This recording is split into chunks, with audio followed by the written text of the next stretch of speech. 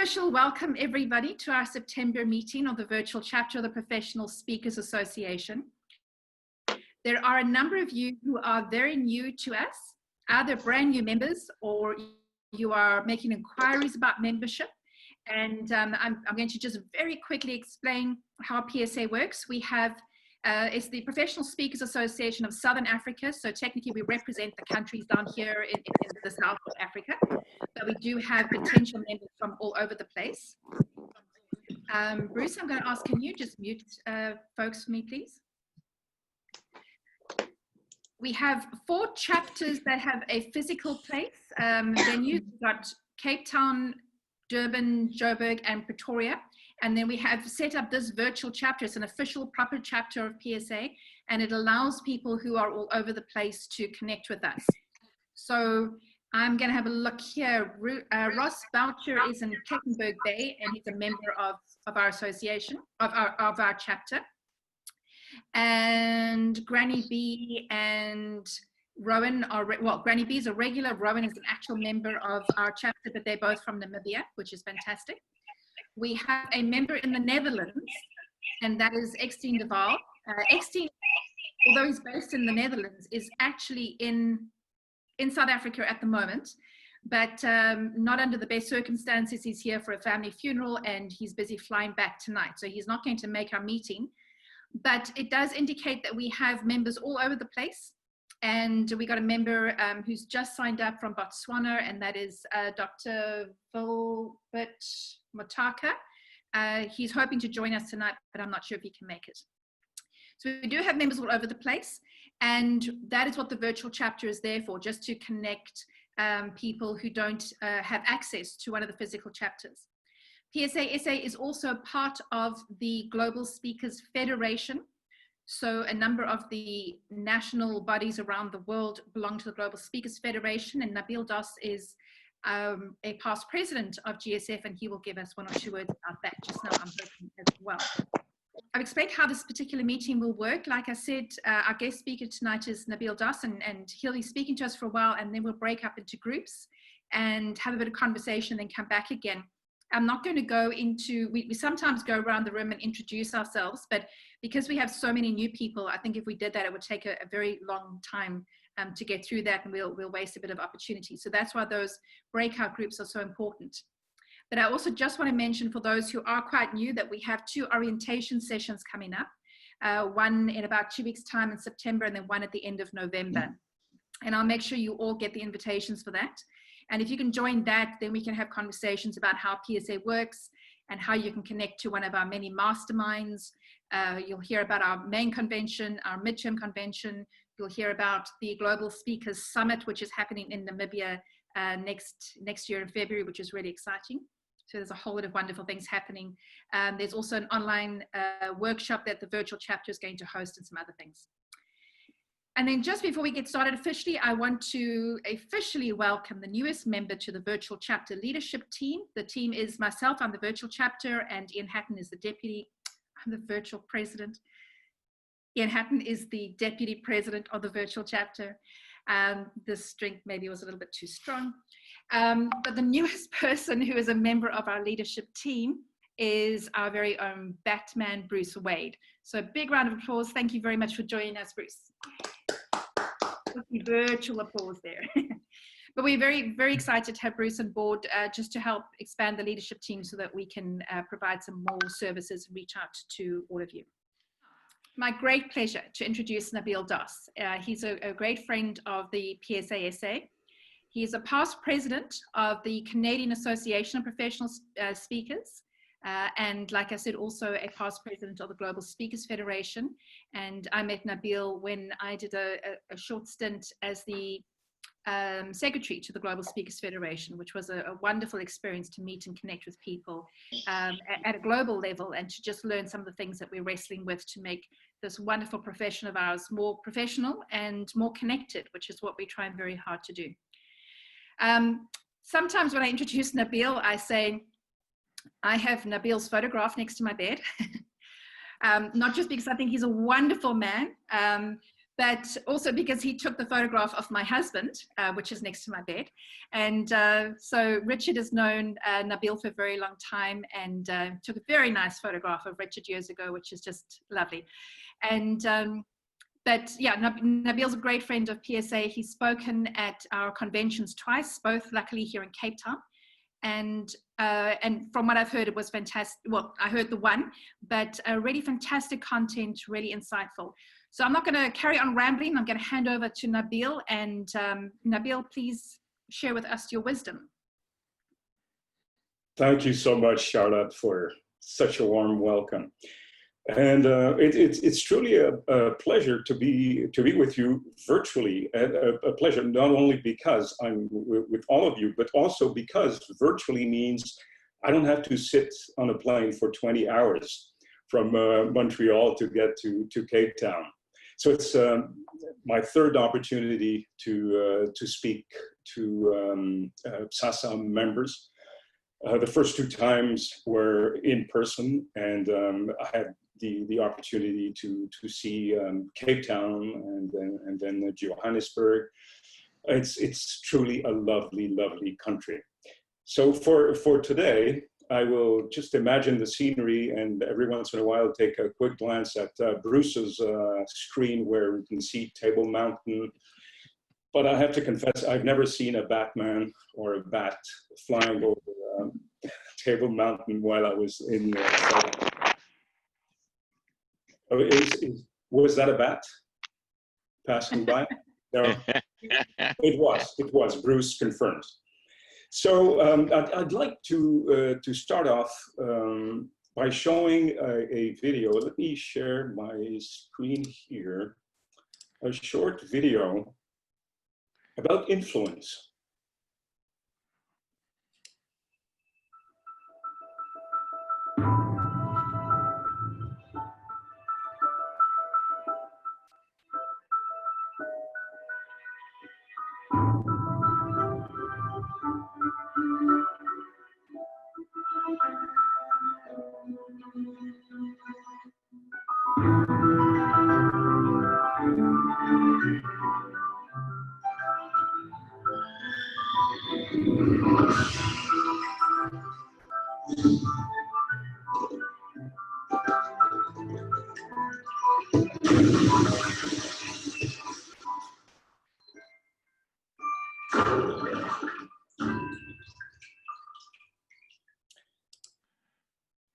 Influence, I believe influence has replaced authority in many places, in many instances. Influence is the new authority. And for us as speakers, I believe we have no authority over our audiences. We can only influence as leaders, and that is our mission. I believe that our influence has to be connected to kindness, because there are many ways to influence. And if you look at people who have, the great people who have positively influenced our planet, they have all done it in a very generous way, in a very kind way. And communication is truly at the heart. So my personal experience, apart from speaking about influence, I had to put it through its paces and test it. So when I was president of the Canadian Association of Professional Speakers, and then eventually of the Global Speakers Federation, I realized I had no authority whatsoever, even as president. But what I had was influence, and I had to use it in a way where the vision I had was placed on the table, was shared with everyone. So people did not follow a leader, but people followed a vision. And as speakers, that's extremely, extremely important. So let me share my screen again to speak a little bit about the Global Speakers Federation, as Charlotte alluded to a moment ago. So the Federation is really your connection, your window to the rest of the world. The Global Speakers Federation brings under its umbrella 16 professional speaker associations around the world and counting. We have 2 or 3 who are on the verge of joining. How does that impact you? Well, as PSASA members or members to be, you not only benefit from all these lovely programs that Charlotte and Bruce put together for you, but also chapter meetings. And beyond that, you are considered a member anywhere else in the world where the Global Speakers Federation has an association. So you have member status in all convention and events. You pay member price. You can expand your network. You can open up to different cultures, different possibilities, open up to new markets. And actually, this is how I got a chance to speak in Cape Town already twice.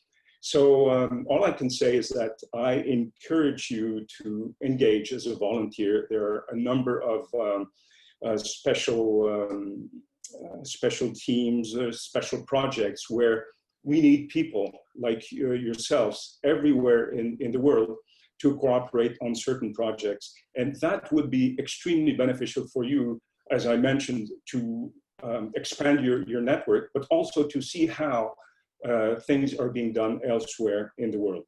And finally, the last thing I would like to point out from the Global Speakers Federation is the Global Speakers Summit, which will be taking place in Namibia next February. And Namibia is just north of your border. And that would be an awesome opportunity for you to meet speakers and experts from all over the world who are coming together in Swakopmund. So a big question that arises when you start speaking to various audiences in various places in the world, is there such a thing as a universal message? A message that informs, influences, and inspires people, a message that transcends barriers, geographic barriers and cultures.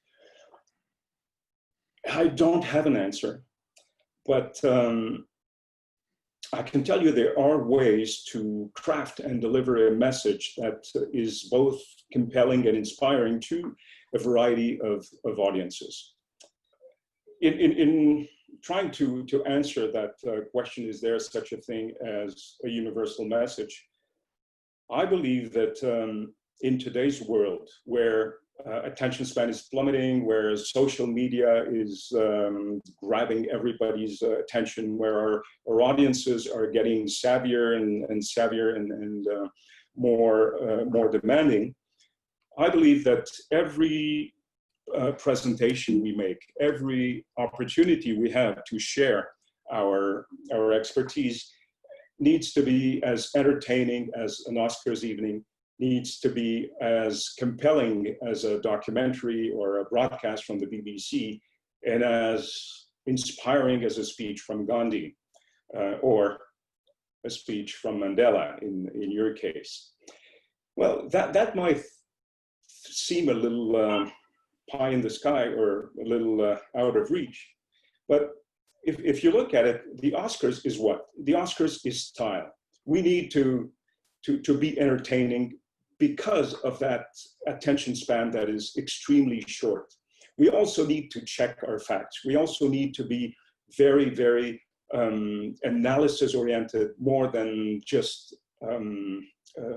facts or information-oriented, because information is everywhere nowadays. It's at our fingertips. So work the content, and finally, inspiration. Inspiration is connected to intention. We have to share our true intention so that people can get inspired. And if we balance these elements, if we balance them out in every presentation, at times we need more style, at times we need more solid content. At times we need to be more inspiring. So we need to balance it. But this, in my opinion, this is the equation which enables us to influence and do it across multiple audiences and crossing boundaries. I would say that this is a great mindset to embrace our current reality. But then, you know, how do we do it technically? How do we do it in you know, our everyday presentations? So practically speaking, based on a little over 30 years in the, not only the speaking business, but also the advertising business and the film industry, I've created a program, a three-step approach based on movie making and specifically movie trailers. As you know, a movie trailer is a short version of the movie, but it is not just an excerpt from the movie. It is built like a short movie. And one can only wonder how a 2-minute piece, sometimes a 1-minute piece, can actually explain a movie and be enticing enough so that people go to the theater to see the movie. Well, it's based on 3 elements. The first one is to simplify our content, to make it as easy to digest as possible. The second element is amplification, amplifying, making it bigger than life. And the third element is storytelling, storifying it, having the narrative, which contributes to the to inspire our audiences. I'm just playing with the screens here, so pardon my little struggle. So the first element about simplifying. Sometimes we tend to make things more complicated than they are. Sometimes by presenting complicated things, we seem to be more intelligent. But I believe the goal is to make our audiences feel more intelligent. And simplification has to do with finding the essence of what needs to be communicated. Presenting our ideas in their simplest, purest form. Now, one of the barriers we're facing is what I call the expert syndrome. And the reality is, the more expertise we have, the more experience we have, the more difficult it is for us to pare it down to the essential and to pinpoint, to get to the DNA of the message and build on it. So by being able to, instead of looking at all our content and trying to pare it down, well, the approach that we have in the film business, instead of looking at all the footage we have in a feature film and pare it down to the trailer, what we do is we build the trailer from scratch. From a blank piece of paper, we ask ourselves, what are the main 3 scenes? And then we build on them. So it's the very same thing while preparing a presentation, while preparing a speech. Take a blank piece of paper and ask yourself, what are the 3 main elements that will drive my message, that will drive the DNA of my message to my audience? And to answer the question is less really more, because if you pare it down to the DNA, the DNA is all encompassing. There is everything in that little piece, the smallest, the tiniest piece. And to illustrate that with an example, if you look at what's on the screen, this is a little bottle of rose essential oil, which can be found online for as much as $200 US for a 5 milliliter little bottle. Why is it so expensive? Well, if you look at the bottle, you'll say, well, it's quite small for that price. But in fact, this bottle encapsulates 10,000 roses. It takes 10,000 roses to distill it down to this bottle. So this is where the value lies. The value lies in the analysis. The value lies in the fact that you can put all your expertise in a very, very tiny format. And this is what I call the DNA of the message. So essentially what we're doing as speakers is removing the thorns of the roses for our audiences so that they can enjoy that little rose oil. And the advantage of rose oil over fresh roses is that rose oil can last for months and months, where the roses, as you know, only last a few days. So after we've pared down our content and zeroed in on the essential, we need to amplify it. This is what movie making is all about. Bringing things in such a light that they're huge. They're huge by they're huge because they're presented on the big screen, but not only because of that.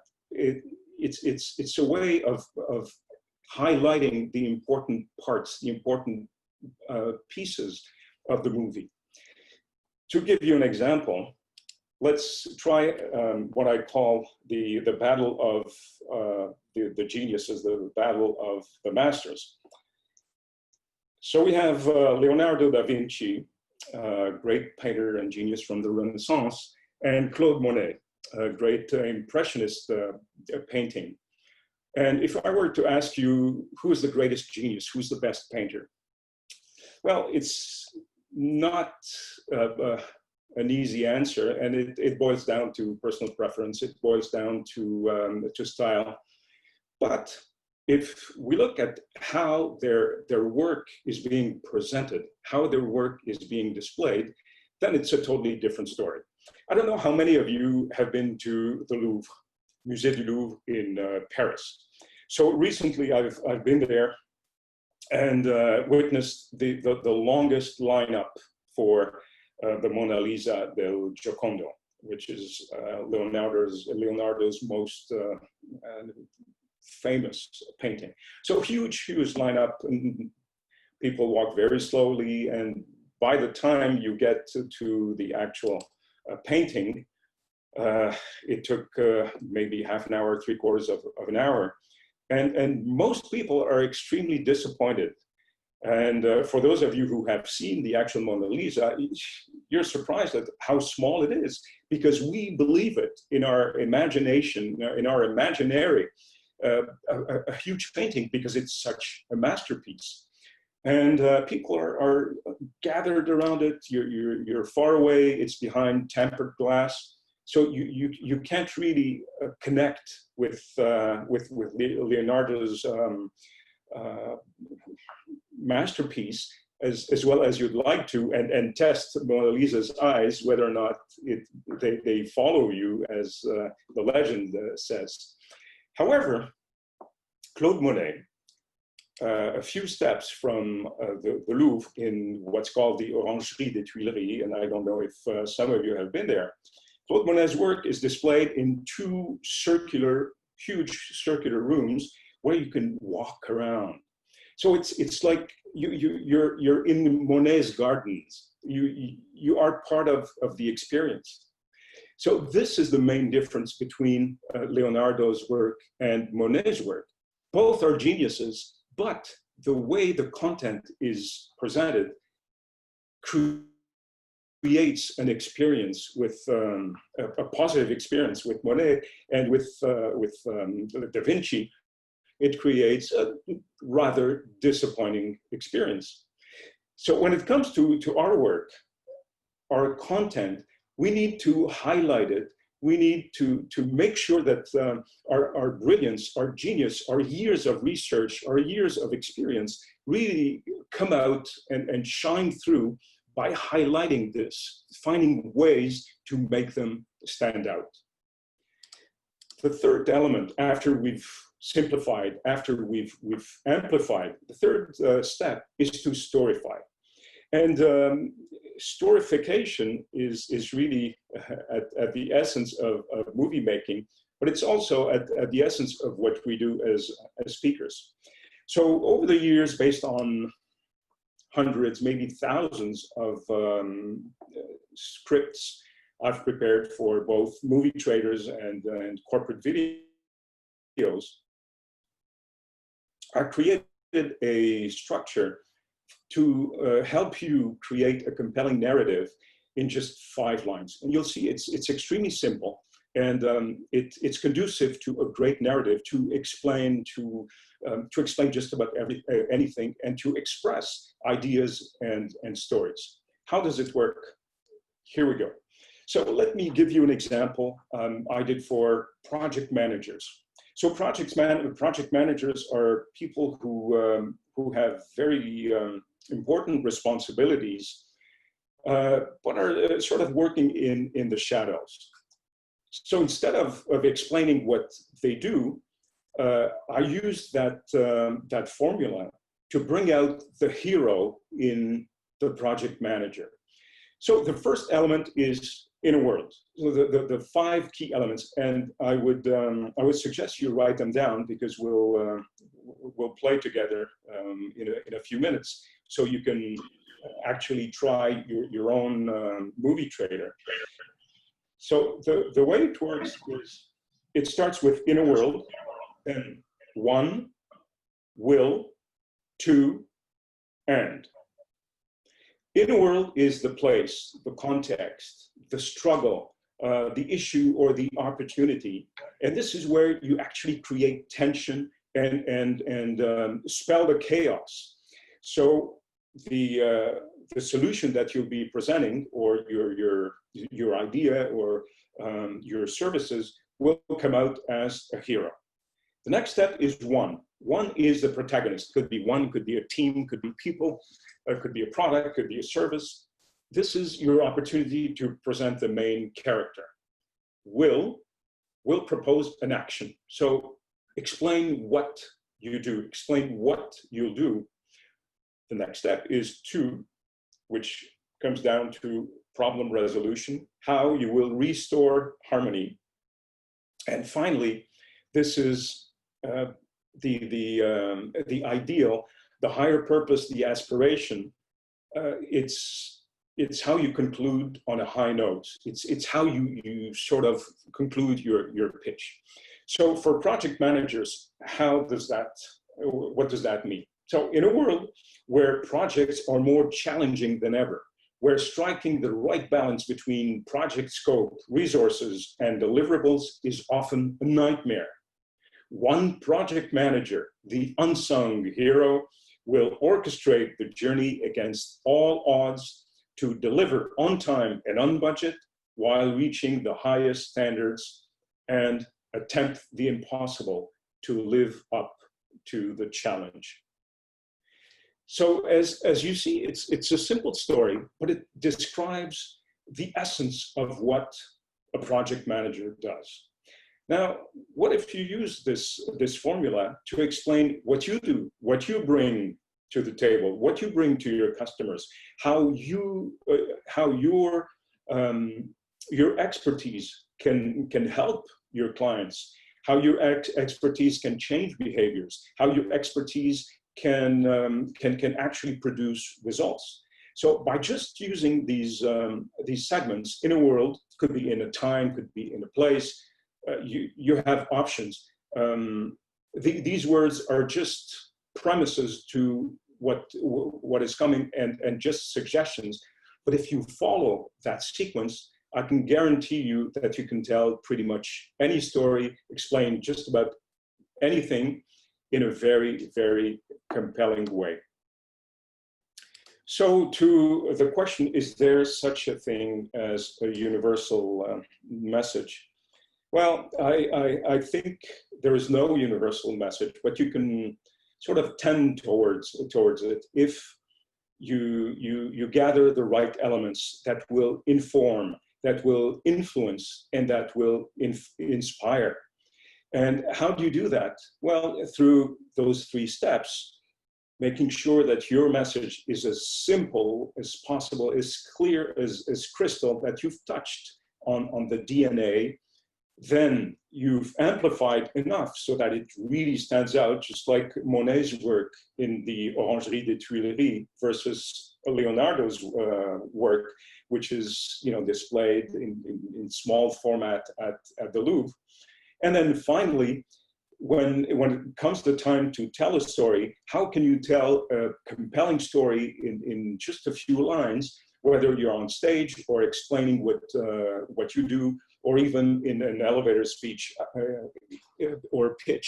How many times do we have to explain what we do? And we struggle for words, although we're speakers, but using this formula will greatly help you.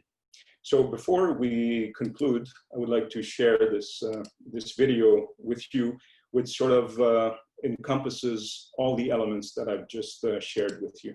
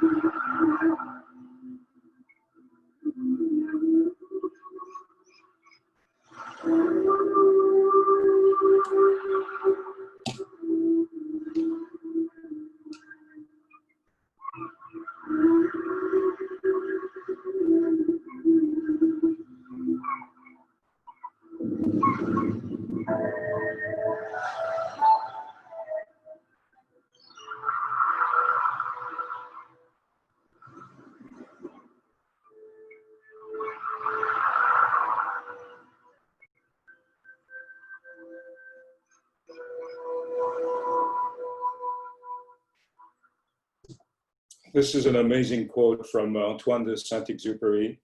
And I believe that our role as speakers is to make our audiences long for the immensity of the sea. There's just no point in just explaining the how. You have to make sure that they're inspired to follow those directions, but you start with the inspiration piece. I believe that's one of our strongest instruments in order to connect with our audiences and in order to try to convey our expertise, our genius, and our brilliance.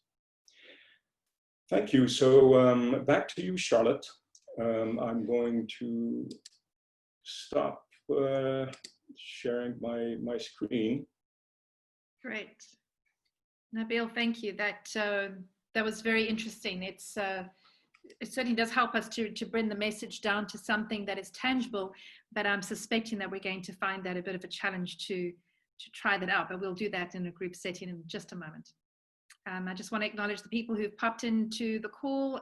Paul DeToy is here, Richard Mulvey's arrived, Yusuf from the Ivory Coast is here, and I think there were 1 or 2 other people who arrived as well, Gail Sturgis, just before we started.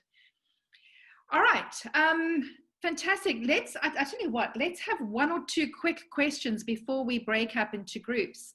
And then I think what I'll do is I'll share that basic structure that Nabil's given us, and we can have a conversation about that. But maybe there might be 1 or 2 questions we need to ask before we go into the breakout sessions. So you can turn your video on and physically wave your hand. You can send something to the chat box, or you can electronically wave your hand if you look down at the toolbars at the bottom. But anybody want to start with a question for Nabil? I do have a question. Yes, Nabil, you ask us a question. If you look at the first formula I shared with you, Oscars, BBC, and Gandhi, or Mandela. Let's say Mandela for you. It's just that I'm used to that formula with Gandhi. Which of the 3 elements are most difficult for you to achieve or to incorporate in your presentation? personally, I would find the Oscars part to be more challenging. I get challenged by everybody that I know that I'm far too much in my head. So I'm always providing kind of BBC information. And I know that I'm pretty good at taking a whole lot of information and distilling it down, you know, like that rose essence. I thought that was great. And I do quite a bit of that kind of work. But yeah, I would personally find that Oscars part to be most challenging. I don't know about other people. What do you feel about yourselves? Don't ask me, talk about me. Because my mastermind group is here, so I'm just knowing that they're going to be challenging me on this tomorrow. I agree with Charlotte. The idea of presenting yourself in such a fanciful way, if I can say it that way, it's sort of contrary to my personal nature, because it places the attention on me rather than on my message, and I think that's really difficult. Well, I do agree with you. Most of my audiences find that that segment, the Oscars, extremely difficult to achieve, and not only professional speakers, but also business people in general. But you know, the Oscars piece of that trilogy is really there to remind us that when we're on stage, there's got to be some showmanship, and not necessarily, you know, we're not all performers, but we have opportunities, we have possibilities. We can use AV to help enhance our presentations. But we also have special skills. Some people have a great sense of humor. Some people have great performing skills as well. So don't be afraid to bring them forth, to use them, because this is where you come across as not only an expert, but also as a human being, and the fact that you're creating something interesting by creating something different or special on the stage will certainly grab their attention, because let's face it, we're all struggling with those little portable phones or iPads for attention.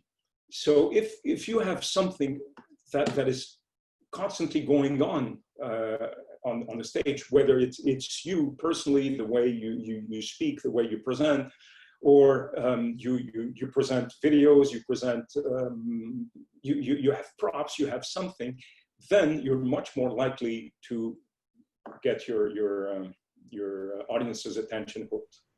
Mm. Yeah, I agree. Sorry, Charlotte. Carry on, Brent, and then I'll ask them. Right. No, I agree, because today I was actually thinking why so many educational games in schools fail. It's because they're not presented in any sort of interesting way. Yeah, they've got the content and it's valuable, but it's not presented in any sort of way that's stimulating. Do you have any sort of examples of speakers that do it really well that you can maybe sort of point out to, that we can go and study?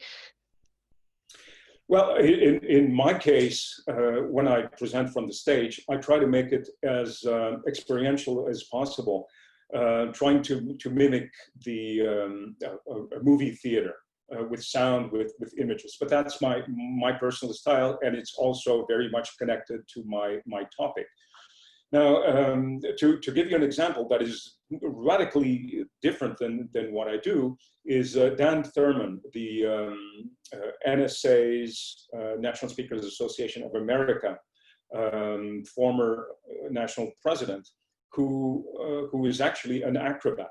In his previous life, he was an acrobat. So he comes on stage doing flips, and it's just amazing. I mean, don't try this at home. But it works perfectly for him. People who have a great sense of humor, it's not because you need to be serious. It's not because you're speaking to a room full of engineers or a room full of executives that you have to leave your sense of humor. Well, use it, but it has to be aligned with your subject matter. It has to be aligned with your personality in order to resonate. If you're just using quote unquote stuff to make it interesting, it won't work. But if you're using something that either inspires you or that not only you find funny and entertaining, but it does serve a purpose, then it's going to tremendously help your delivery from the stage. Could I make a point, Charlotte? Yes, Chris. Yes, I just wanted to say that, you know, coming from a theatre background, I find this really extremely interesting. And I think that a lot of it even goes back to like content and delivery, is that sometimes there's so much focus on content that we're not looking at the delivery, we're not looking at the performance. And I think part of what Nabil is saying here is that we need to go and find the performance. We need to go and find what it is that we should put into our talk. You know, I find it interesting. I look at Brunt's kind of logo there on the screen, and it's very dramatic. It's got this real sort of theatrical look to it. This guy standing there with this red microphone and this red circle behind him. In fact, if I was going to listen to Brunt, I'd expect a performance just looking at a logo like that. So, you know, that we've got to find the performance. We've got to find the actor in each one of us, the actress in each one of us, to put that across. Of course, my field, as you know, Charlotte, is voice. And I think that voice is critically important to that. And we can do so much more with our voices than we actually do. And with our bodies, I mean, these are the things we use to connect. That's what an actor, an opera singer, a performer does to connect with an audience. So sorry, I'm waffling on here a bit, but I'm quite excited about this because I think that also what Nabil has done to take it away from just like content and delivery makes it so much more alive, because this idea of the Oscars or the theatricality of a talk is so critically important. Yeah, I love that. Granny B's made a couple of comments and she asked the same question that that Brunt asked on her behalf about examples from Oscar. And she says she loves the, you know, finding the actor inside of us. But Nabil, I want to comment how powerful that is, because very often, and there's a strong belief that our messages as professional speakers should be challenging. If we're getting up to say things that the audience already knows and already accepts, then we just wasted the space of 45 minutes. But if we get up and we challenge them to think about something new, or to, you know, challenge their behaviors or their assumptions so that they go away to address that, it's much more palatable if we're not lecturing. So if we come up with really good, strong BBC content and we're laying it out for them, that's, you know, that's very off-putting for a lot of people. But if we can present that in a way that grabs hold of their emotions, whichever emotions we're after, it's so much easier for them to then experience something that they will then go away and be more open to exploring within themselves. But they're not going to explore that if we're just BBCing them. Well said, Charlotte and Christopher. And the interesting thing is, not too long ago, speaker bureaus and organizations were looking for entertaining speakers. So the motivational type of speakers, inspirational type of speakers, etc. And now it's shifting a little bit towards content speakers. And I think it's our opportunity to bring out our content, but also to, as Christopher so eloquently said, find the performance, because content alone is not enough anymore. And yes, we are experts, but our expertise needs to be communicated. If we want to change behaviors, if we want to be heard, understood, and our message acted upon, we need to embody it, we need to perform it in our very personal way. So Christopher has a theatrical or theater background. Well, I certainly hope you're using it, because this is your amplification piece. This is what will bring your expertise, your knowledge to life. Fantastic. All right, Lois has got a question. Lois, can you unmute yourself? Hi. It's not so much a question, but I'd love to just share. I gave a talk just this week It was called Mishap and Mayhem. And two things happened. One is I couldn't get the video to fit onto the screen. And the second thing was I was speaking on steps and I fell on the steps. So there were two unplanned activities that fitted my theme so perfectly. And I was embarrassed, but now looking at it, it actually enhanced my talk. So I'm really glad for that little insight. Thank you. Very good. Cindy, is that a question or a comment? It's a comment. I speak on a very, well, it's become a very boring kind of topic to people. They hear it every year, the same sort of topic, which is HIV and AIDS. And last year I decided just to change it around a little bit. There's not terribly much I felt that I could do with HIV, except maybe walking with a big dildo and condoms. And I think that wouldn't go down very well. I would do it, but I don't think it would go down very well with the CEO. So what I suggested last year was to extend my presentation, but to include the attendees into my talk, that they could actually question me while I was speaking. It went down like a bomb, actually, because people are like up to there, and I'm up to there with having to speak about the same old basic crud. I have since developed a new presentation, but just to, when it comes to presenting it on World AIDS Day and around that time, people are just not attending, even if it is within the corporate sector, because they are so bored out of their skulls. So where does anyone go anyway with something like that? And as I said, I extended the presentation, rather a 45-minute keynote, to an hour and a half, and the other one I took to 2 hours. And it went down extremely well. So people are looking at different ways of engaging their staff members, and just put it out there. So, you know, it's offer it. They'll either say yes or no. Thank you. Very good. Thank you. All right. Any last questions before we're going to go into the groups? Yes, Yusuf, I see your hand. Can you unmute yourself, or do you want me to help you? A very great pleasure for me to attend this video presentation. I have just one question that maybe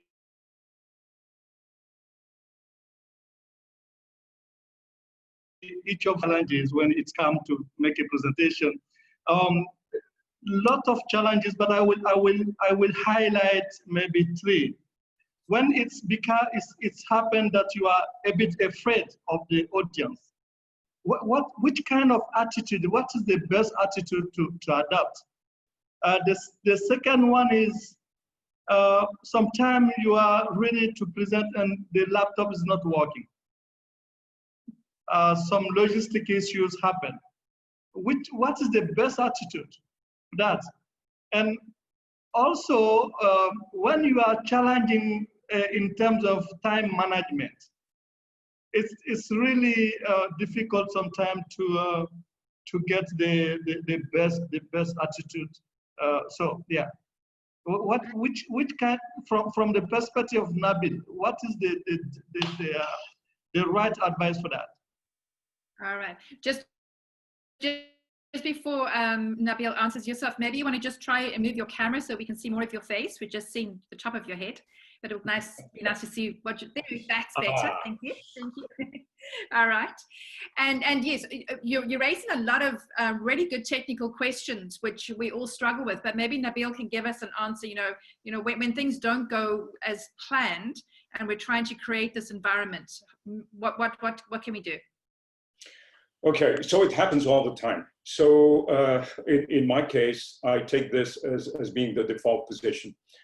And plan always have double, triple redundancy.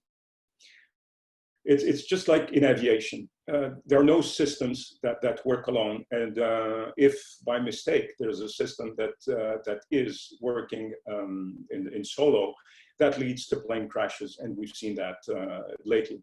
So in our cases, things go wrong all the time. So the more you gather experience on the stage, in presentation situations, the more you build your database and try to find solutions.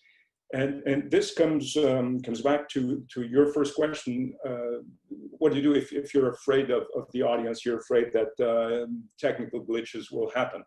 Well, it's all about experience and taking notes. How did you come around when this problem happened in location A and then in location B, et cetera, and this builds up your confidence. But you know, as a premise, I know that things will go wrong.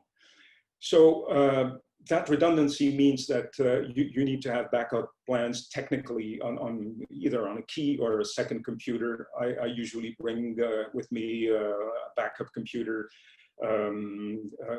USB keys, what else? Hard drive, and sometimes we go through the whole thing before being able to solve the problem. The other thing is how you prepare yourself for working without any technical aids or visuals or sound. In my case, it's a little more complicated because it comes part and parcel with the program. So if I don't have access to the AV, it takes a lot of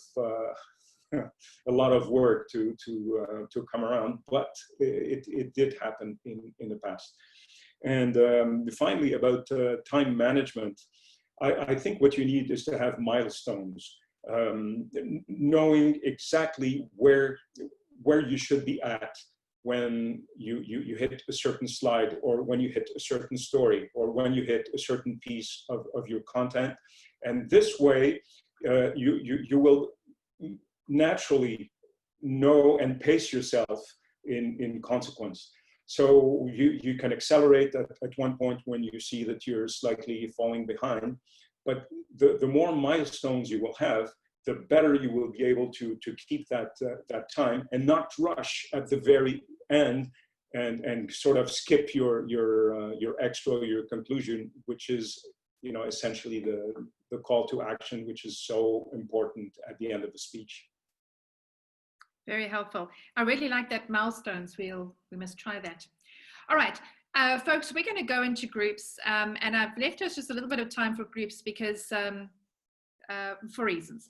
So we're going to go into a couple of groups. We'll see what the computer gives us in terms of how many. And I'll give you a note when we got about 5 minutes and then 1 minute to return. But what I'd like you to discuss, we could discuss the 5-point plan of Nabil's, but it's probably a little bit complex for what we're doing tonight. So let's just return to the simple version, the Oscars, the BBC, or the Mandela version of being entertaining with style, having content or intention and inspiration. Look at the work that you're doing, and as you're sharing with the people in your group and introducing yourself, because we have so many new people today, just tell each other what you kind of focus on, what you are most concerned about, where you need to put in a bit of effort, and just share that with each other, because then it'll get you thinking, so that as you prepare for your next keynote, you can pay a bit more attention to that. All right, so we'll be going into breakout groups. So, folks, what I'm going to do is I'm going to ask Ian Hatton to handle this, to manage the feedback. But he also has some breaking news and announcement, things that have happened, like while we were here in this meeting kind of news. So over to you, Ian. Don't say Donald Trump has died. No, not that kind of news. Wait. Ian is still muted. You tell us to mute and then you tell me to speak, really. You can speak. Yeah, so no, I don't have any news about Donald Trump, sorry. But I'm going to hold everybody slightly in suspense. And I'm going to first get a quick debrief from each of the teams. But Charlotte, unfortunately, I don't know who's in which team. So maybe you can tell me team number one. Breakout room number one, Peter Labashier's group. Okay, so who's going to just give us, and please just 1 minute. We don't have, unfortunately, longer than 1 minute per team. So can we get a little bit of feedback from your discussion? And Peter, I don't know, is it you or one of your other team members that'll speak? And I'm happy to speak for the team. It was, if that's all right with you, Peter. Yeah, I was very impressed that everybody's very clear whether they're Oscar, BBC or Mandela. Everyone seems to know very much where they're at. And it's wonderful that they have the confidence and the knowledge and the desire to pick up those areas where they don't have the current skill or the current confidence. So it was a really interesting interaction. Peter, do you want to add to that? No, I think so. There was the one thing that came out is the importance of being personally vulnerable and using personal stories where it links in with making the point. So it connects at a human level, and it really kind of reinforces whatever message we have. Very good. Thank you very much, Team 1. Excellent feedback. Team number 2 is? Paul Dutoit's group. Paul, who's going to speak in your group? I think that Jonathan might be the right person because we haven't heard from him yet. So Thanks very much. All right, so we spoke about lots of things. What I like to speak about is content. So if you want to kind of knit these three things together, if you can script, what you speak about, then you can add these interesting facts. You can add connection to the audience. You can inspire. And you obviously don't want to inspire an audience right at the beginning, right? Right at the beginning is introducing yourself and trying to connect with the audience. And then as you go along, you kind of add those facts and you build up that connection. And then right at the end is the time to inspire. All my keynotes are scripted. It doesn't really mean that it's 100% always going to be like that.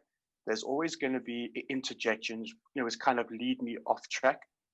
But if you can script things, you can get back on track, and it's about wording. If you can kind of deliver the wording as it's written, you'll have such an amazing impact. If you're up there and you can't remember your wording, if you can't remember the conclusion, then your whole presentation is wasted as far as I'm concerned. Your conclusion is the most important bit, and that is where you need to inspire. Was that all right, Paul? Great. Thank you, Jonathan. You were 1 minute and 10 seconds, but we'll forgive you this time. I didn't see a green light or even a red light. Vilmeen, who's going to speak in your group? That'll be me. Hi, guys. I'm AJ Fender. I'm not going to be a minute. I'm going to be less than that, so it's fine. We were saying that we're sometimes worried that if we are actually funny or if we are stylish, we're not sure. How do we know? And some of the guys said that it's sometimes easy to get feedback forms from the clients or from the people at the event. We also said that we should be brutally authentic. That's probably the most important thing that came out of it. And lastly and thirdly, we said vulnerability is quite a big thing. If you can be vulnerable in front of the clients, we all thought that people relate to your talk or to your message easier. Excellent. Thank you very much, AJ. Good one. Very well done.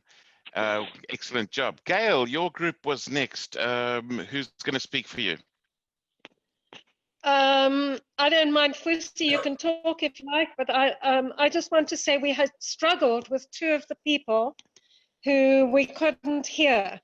We couldn't hear Theo and we couldn't hear Tyron. So Fusi and I virtually had a two-way conversation between the two of us. And Fusi, you can interject as much as you want.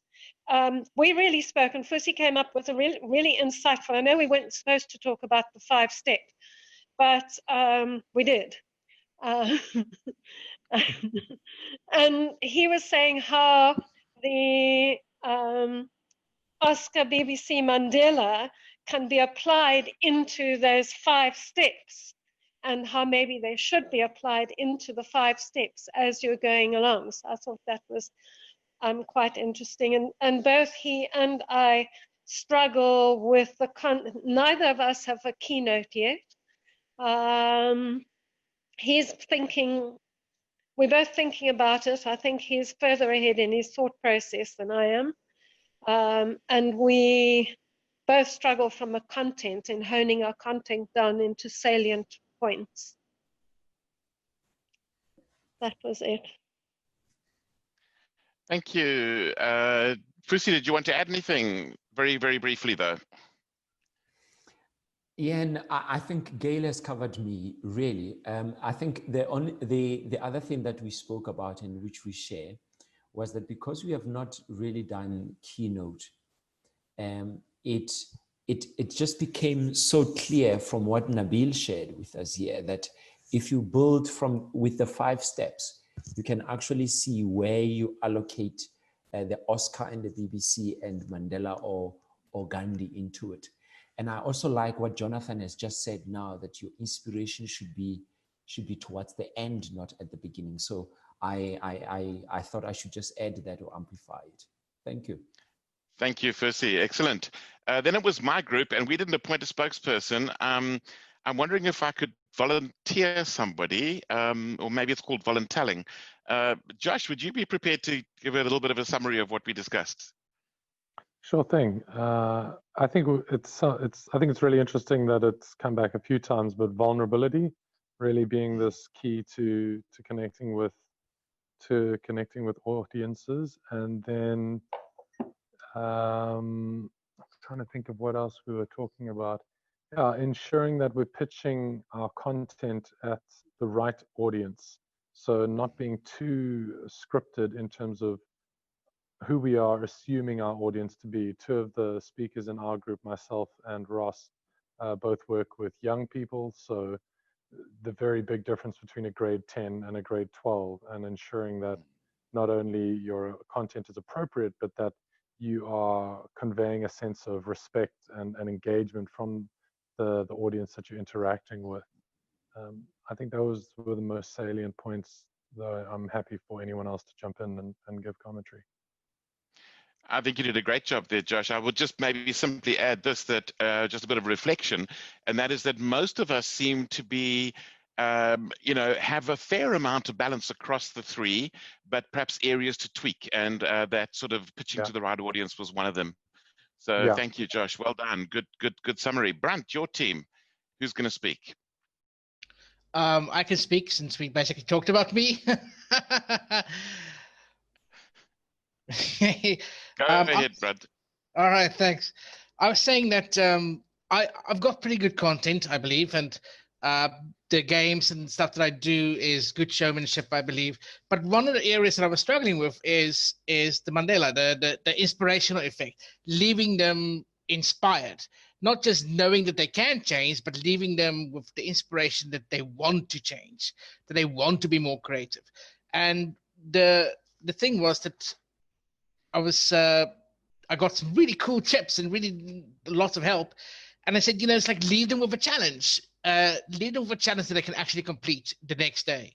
And maybe that will leave them with the inspiration that they can just take a small step towards being more creative in their journey, in their life. And we talked about, it's like the content is good and you need the style, you need the voice and the vocal variety and all kinds of things. But like I said, the struggle for me was leaving them inspired. And I ragged a bit too much maybe on motivational speakers, or speaking rather, that I'm not a motivational speaker. I try and be more of an educator. So yeah, but you need to motivate them to be creative. So I think that was very good, and that was my takeaway. So thanks, guys. Thanks very much, Brunt. Good feedback, everybody. Okay, so just remains, I think, 2 things for me to do. And then, Charlotte, if you've got anything to add, you're welcome. So the 2 things are this, the announcement, hot off the press. Charlotte announced at the beginning that our leadership team of this chapter has expanded to include Bruce. what she didn't know is, as she was speaking, I was finally able to clinch another new leader in the into the virtual chapter, and that is Wilmien, who's also joining the leadership team. So we'll be a leadership team of 4. So thank you. Welcome to you, Wilmien. Great to have both you and Bruce on board. I really, really appreciate that. And Charlotte and I were unanimous in really wanting to have you guys onto leadership teams. So I think that's going to make a big difference in what you'll see from the chapter over time. So thank you very much. And welcome to you, Wilmien. And yes, Bruce, delighted to have you with us as well. And then it just leaves me to thank Nabil. Nabil, if I looked at the chat and I looked at the discussion and the engagement, it's been significant, and we've learned a lot from what was a relatively simple message. It's gone very, very deep, and I really appreciate that. And it's certainly given us some lively discussion and lots of extra work to do. So thank you very much, Nabil. We really appreciate your time and your precious schedule. Thank you. It was sheer joy for me. And if I may very quickly, I've heard 2 very important words, authenticity and vulnerability. And I believe these 2 elements are really the foundation, are really the prerequisite to inspiring our audiences. We cannot inspire people if we don't open ourselves and be vulnerable and share what our struggles are. And this is also what the 5-step process in a world where et cetera, has a lot of power, because it can actually help you find your hero's journey. And this is what we can share with our audiences, our struggles and how we overcame them. Thank you. It was a great, great honor and pleasure to be with you. Thank you, Nabil. Thank you very much. And to those of you who are, relatively new to this space, this is just a demonstration of the generosity of the speaking world, of the PSASA, and of the various members of the Global Speakers Federation.